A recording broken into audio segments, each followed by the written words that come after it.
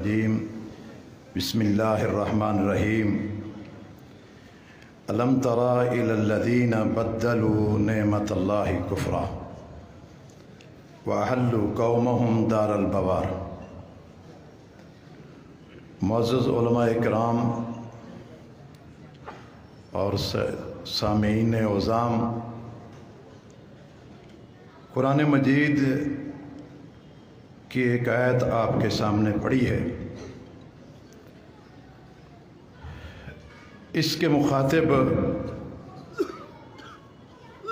جو مجھے سمجھ آئی ہے کہ آج کے لوگ زیادہ ہیں۔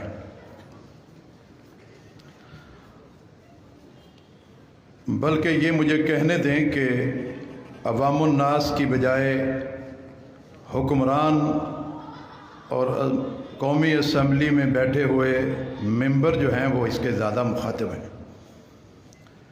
ان کو اللہ تعالیٰ مخاطب ہو کے کہہ رہا ہے، کیا آپ نے ان لوگوں کو نہیں دیکھا کہ جنہوں نے اللہ کی نعمت کو کفر کے بدلے میں تبدیل کر دیا؟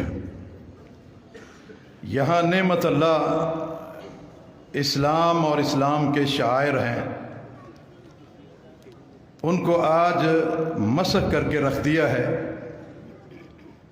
ہمارے قوانین جتنے بھی بنے ہیں ملک کے، ان سب میں شاعر اسلام موجود ہیں۔ ان کو پڑھے گا کون؟ ان کو سمجھے گا کون؟ بڑی خوشی ہوئی اس وقت کہ جب گورنر پنجاب نے سب کالجوں میں قرآن مجید کو باترجمہ پڑھنا لازم قرار دے دیا۔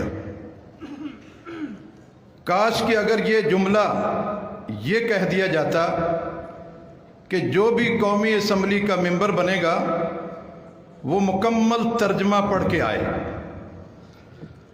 تاکہ اس کو پتہ چلے کہ دین اسلام ہے کیا۔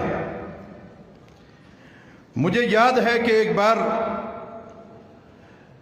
قومی اسمبلی میں ہی ایک بات چل رہی تھی کہ عورت کی دیت آدھی کیوں ہے اور مرد کی دیت پوری کیوں ہے۔ عورتوں نے شور مچا دیا کہ انسان ہونے کے ناطے مرد اور عورتوں میں کوئی فرق نہیں ہے، تو پھر یہ آدھی دیت کیوں ہے؟ اصل بات یہ ہے کہ یہ محاسن اسلام کو یہ عورتیں نہیں جانتی۔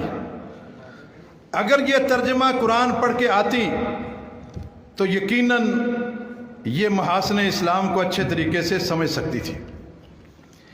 وہاں اس اسمبلی میں بیٹھے ہوئے ہمارے مسلک کے بزرگ، انہوں نے اس بات کو سمجھایا کہ آپ نہیں سمجھی اس بات کو کہ اسلام نے عورت کی دیت کیوں آدھی رکھی ہے اور مرد کی دیت پوری کیوں رکھی ہے۔ اگر کوئی شخص کسی عورت کو مار دے، اس کی آدھی دیت کس کو ملے گی؟ اس کے شوہر کو۔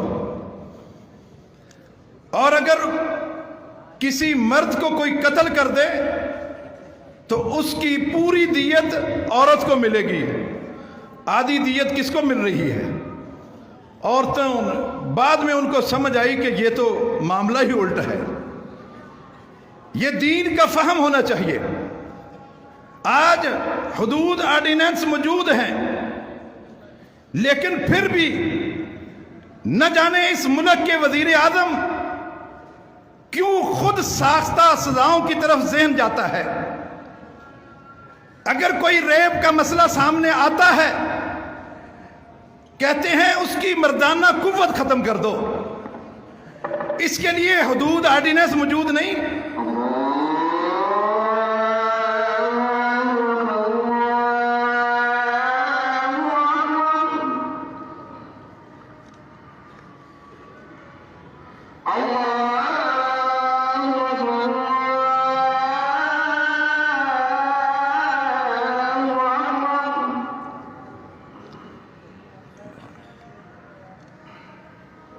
أشهد أن لا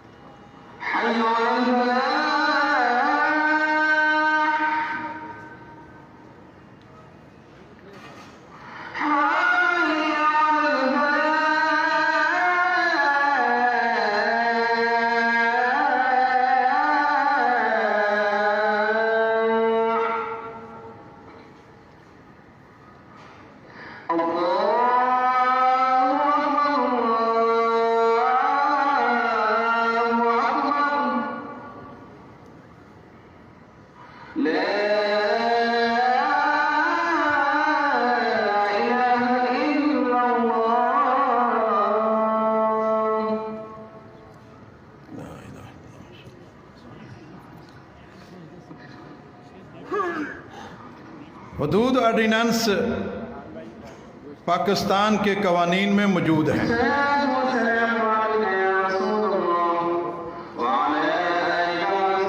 اور ہر ایک کی سزا موجود ہے۔ ہر ایک جانتا ہے کہ ایک زانی کی کیا سزا ہے، اور جو زنا کرتا ہے اور ساتھ درندگی بھی کرتا ہے اس کی سزا کیا ہے۔ ساری سزائیں موجود ہیں، لیکن اس طرف توجہ ہی نہیں جاتی۔ پڑھ کے آئیں تو پھر ہے، اسلام پڑھا ہی نہیں، اسلام کے شعار کے بارے میں پتہ ہی نہیں، اور مسلمانوں کی قیادت کر رہے ہیں۔ یہ لازم کرنا چاہیے۔ شکر ہے کہ مشرف نے تھوڑی سی ایک پابندی لگائی تھی کہ کم سے کم ایف اے اور بی اے ہو، اس سے بھی تھوڑا بہت شعور آ جاتا ہے۔ لیکن بالکل اگر کوئی انگوٹھا ٹیک ہو، اس کو دین کی کیا سمجھ ہے؟ وہ سب سے زیادہ دین کا مذاق اڑائے گا۔ شاید 70 سالوں میں اتنا دین کا مذاق نہیں اڑایا گیا جتنا ان 2 سالوں میں اڑایا گیا ہے۔ اس میں قادیانی دندناتے پھر رہے ہیں، اور ان پاک ہستیوں میں جو صحابہ کرام ہیں ان پر کفر کے فتوے اس دور میں لگے ہیں۔ اور وہ صحابہ کرام جو جن کا عمل، جن کا منہج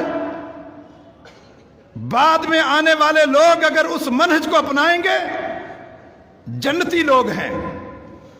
جب آپ نے فرمایا کہ یہودیوں کے 71 فرقے، عیسائیوں کے 72 فرقے، میری امت کے 73 فرقے ہو جائیں گے، سارے کے سارے جہنم میں جائیں گے، ایک گروہ جنت میں جائے گا۔ صحابہ اکرام نے پوچھ لیا، اللہ کے نبی ہمیں 72 سے سروکار نہیں ہے، جس گھر جانا ہی نہیں اس کا ڈریس کیوں پوچھے؟ ہمیں بتائیں کہ جنت میں جانے والے گروہ کی کیا نشانی ہے؟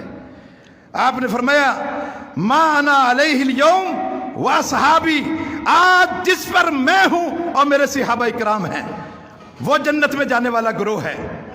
آپ دیکھیں ما انا علیہ و صحابی پر کون ہے؟ کیا وہ لوگ جن کی اذان الگ، جن کا کلمہ الگ، جن کی سیری اور افطاری الگ، جن کا پورا دین الگ، حتیٰ کہ نہ ان کا وضو وہ وضو نہیں ہے جو دین نے دیا ہے۔